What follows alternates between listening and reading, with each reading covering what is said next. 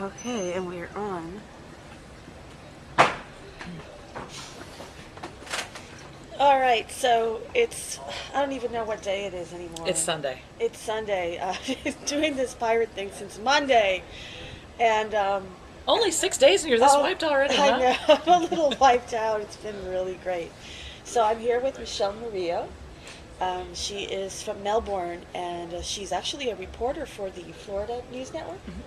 But she's also a living history performer, and she reenacts the story of Mary Read. We're here at La Taberna del Gallo in St. Augustine, which is probably the oldest pub in the country. It was established in 1734. It's very authentic. I mean, they don't even have electricity inside, and they serve really great sangria. But we're not drinking right Yeah, now. mimosas for Sunday morning. I'm just saying. I got mimosas too. So, Michelle, tell me a little bit about how you got into this whole pirate thing. Well, I was doing my reporter job and ended up down in Key West for Pirates in Paradise, which is a big event they do there every year, and loved it. I mean, I bought a couple costumes just to kind of dress up, see what it was like, and felt like I was right at home. Everybody treated me like family, brought me in, wanted to show me around, and I had a blast. And I said, there's got to be something to this. And so I kept doing it and eventually became more and more into it and found a character that I liked, and that's how I ended up playing Mary Read. And I also play Diosa de Cancion, which is my other, the wench pirate persona. So. Okay. So, Mary Read was one of two legendary female pirates that we know of historically. Anne Bonny was also another person, and if you're following this series, you know I interviewed Sandra Riley last week because she wrote a book based on the true story of these two women pirates, and that's how I hooked up with Michelle. So tell us a little bit about Mary. She was actually raised as a boy. She was. She'd had a brother that was born before her, and the father of that boy, it was not her father, had passed away. But mom needed to have some money coming in because women didn't really work at the time. They were taken care of by their husband. They took care of the home. Well, luckily for her, grandpa of the son, her grandma had a lot of money, and grandma wanted to support her grandson, so she kept sending money to take care of the grandson, which worked okay for mom. Because it wouldn't have been cool if she was a girl? Well, it was just she'd already had a grandson. She had the boy, and so the mom took off because her husband was dead, and so she took off and found another man, got pregnant again, and was having the daughter. But about the same time, her son died. She wanted the money to keep coming in from grandma, so as Mary was born, she became the grandson and replaced the grandson with Mary.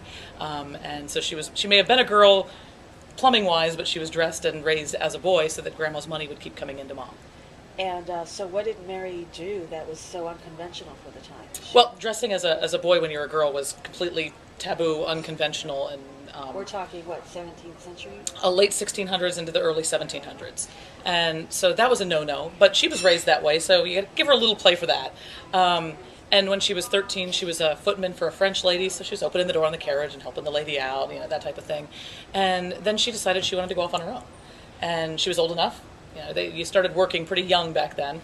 And she took off on a man-of-war, took off to sea for a little while, worked her way up in the ranks of the ship, and then when there was nothing left to do on the ship, she went into the British Army and spent some time as a foot soldier and then in the cavalry in the British Army.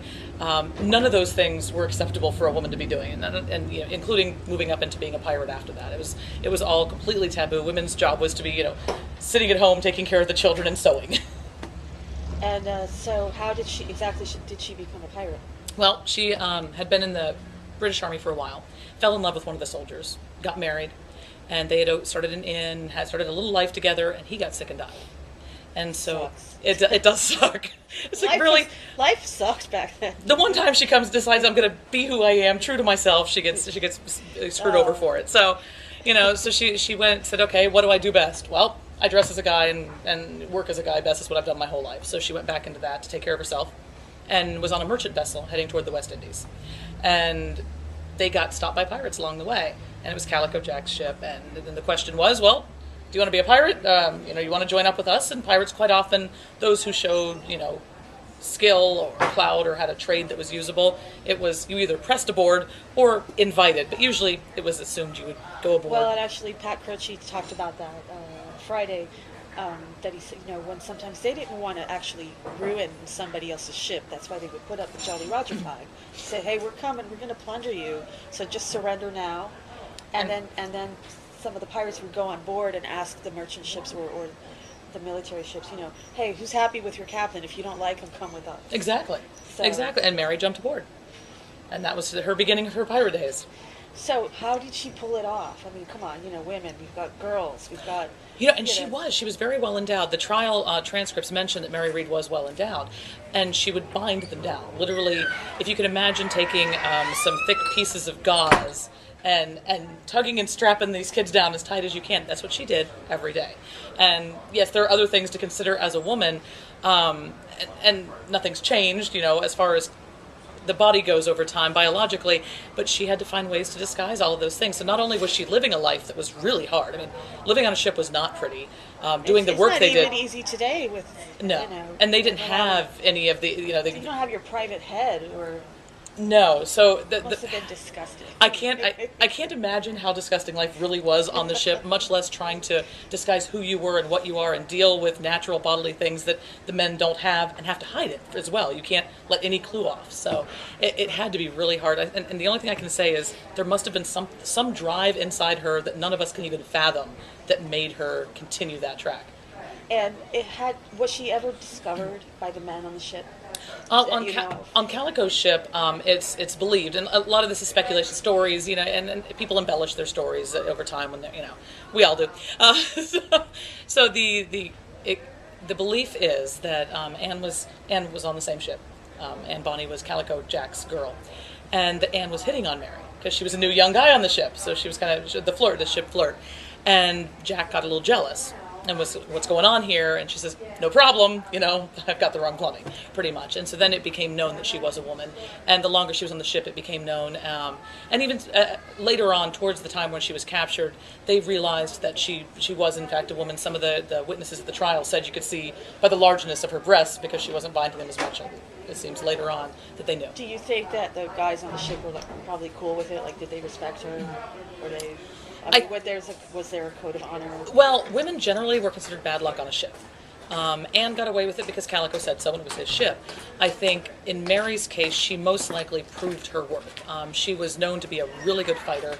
She'd been an excellent soldier. From the accounts, even from the British, when they did capture them, they referred to the two women as Hellcats, and so they were ferocious fighters, and that the women were hard to take down. I mean, they were hard to stop. They were seen sometimes as the first ones to jump on the ships to take the other ships. So I think she most likely proved her worth and then became respected, but had to earn it. So she had cojones. Oh yeah. So she had big ones. Yeah, she had a pair. Yeah. She had girls and guys. Exactly. So, Michelle, just tell us quickly, like, where can we find you online? Are you performing at Pirates in Paradise? I will be down at Pirates in Paradise. Well, you reenact the whole. She actually reenacts. I do a couple different things. Yeah. When I'm doing Mary Read, I do Pirates in Paradise down in Key West, and we have two parts of it. There's Pirates in Paradise, which is a festival that's on the Truman waterfront in Key West, and there's also the Fort Taylor Pirate Fest, and they kind of come together and make this one big bash. And we do the trial of Anne Bonny and Mary Read, both on Friday and Saturday, complete with shackles. Usually I cause at least one soldier to bleed, so it gets really fun. They haven't found one that can contain me yet. We get into some ugly fights out there, so usually I hurt somebody before it's all over. Well, it's great to see that Mary Read can come alive again, but she had a very sad demise. Tell us a little bit about that. She did, and she eventually was caught off the coast of Jamaica. Calico's whole ship was caught, and they tried the men first. All were found guilty and were hanged. And a week later, they tried the women. And the reason we know so much about the women's trial is because it was horribly scandalous to have one woman, let alone two, being pirates on a ship. It was a huge, huge event. And so there was coverage of it. So that's how we were able to find more of the information about it. But they were both found guilty. They were both sentenced to die. And they were able to plead their bellies, which means you're pregnant. And so they had a midwife check, and they were in fact pregnant. So their executions were stayed until they could have their children, because the court would not kill the child for the crimes of the mother. So Anne disappeared from jail, and the belief is... How convenient. Yes, the belief is her daddy, who had lots of money up in Virginia, helped on that one.